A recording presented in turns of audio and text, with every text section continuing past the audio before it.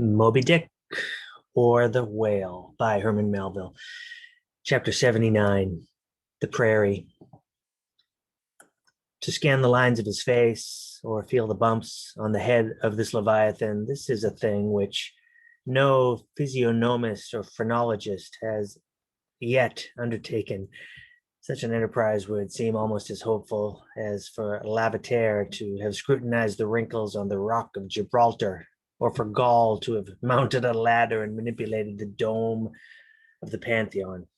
Still, in that famous work of his, Lavater not only treats the various faces of men, but also attentively studies the faces of horses, birds, serpents, and fish, and dwells in detail upon the modifications of expression discernible therein. Nor have Gall and his disciple Spurzheim failed to throw out some hints touching the phrenological characteristics of other beings than man. Therefore, though I am but ill qualified for a pioneer in the application of these two semi-sciences to the whale, I will do my endeavor. I try all things. I achieve what I can. Physiognomically regarded, the sperm whale is an anomalous creature. He has no proper nose, and since the nose is the central and most conspicuous of the features, and since it perhaps most modifies and finally controls their combined expression, hence it would seem that its entire absence as an external appendage must very largely affect the countenance of the whale. For as in landscape gardening, a spire, a cupola, a monument, or tower of some sort is deemed almost indispensable to the completion of the scene, so no face can be physiognomically in keeping without the elevated open work belfry of the nose. Dash the nose from Phidias's marble Jove, and what a sorry remainder. Nevertheless, Leviathan is of so mighty a magnitude, all his proportions are so stately, that the same deficiency which in the sculptured Jove were hideous, in him is no blemish at all. Nay, it is an added grandeur. A nose to the whale would have been impertinent. As on your physiognomical voyage you sail round his vast head in your jolly boat, your noble conceptions of him are never insulted by the reflection that he has a nose to be pulled, a pestilent conceit which so often will insist upon obtruding even when beholding the mightiest royal beetle on his throne. In some particulars, perhaps the most imposing physiognomical view to be had of the sperm whale is that of the full front of his head. This aspect is sublime. In thought, a fine human brow is like the east when troubled with the morning. In the repose of the pasture, the curled brow of the bull has a touch of the grand in it. Pushing heavy cannon up mountain defiles, the elephant's brow is majestic. Human or animal, the mystical brow has that great golden seal affixed by the German emperors to their decrees.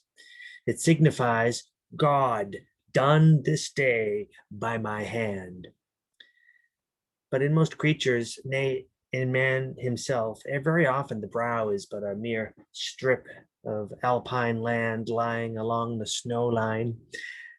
Few are the foreheads which, like Shakespeare's or Melanchthon's, rise so high and descend so low that the eyes themselves seem clear, eternal, tideless mountain lakes. And all above them, in the forehead's wrinkles, you seem to track the antlered dots descending there to drink, as the Highland hunters track the snow prints of the deer. But in the great sperm whale, this high and mighty godlike dignity inherent in the brow is so immensely amplified that gazing on it in that full front view, you feel the deity and the dread powers more forcibly than in beholding any other object in living nature. For you see no one point precisely, not one distinct feature is revealed, no nose, eyes, ears, or mouth, no face. He has none, proper, nothing but that one broad firmament of a forehead, pleated with riddles, dumbly lowering the doom of boats and ships and men. Nor in profile does this wondrous brow diminish, though that way viewed, its grandeur does not domineer upon you. So in profile, you plainly perceive that horizontal semi-crescentic depression in the forehead's middle, which in man is Lavater's mark of genius. But how? Genius in the sperm whale? Has the sperm whale ever written a book? Spoken a speech? No. His great genius is declared in his doing nothing particular to prove it. It is moreover declared in his pyramidical silence. And this reminds me that had the great sperm whale been known to the young Orient world, he would have been deified by their child Magian thoughts. They deified the crocodile of the Nile because the crocodile is tongueless and the sperm whale has no tongue, or at least it is so exceedingly small as to be incapable of protrusion. If hereafter any highly cultured poetical nature or nation shall lure back to their birthright the merry May Day gods of old, and livingly enthrone them again in the now egotistical sky, in the now unhaunted hill, then be sure, exalted to Jove's high seat, the great sperm whale shall lord it.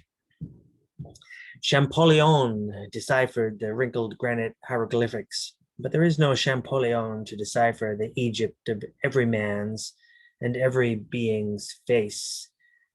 Physiognomy, like every other human science, is but a passing fable.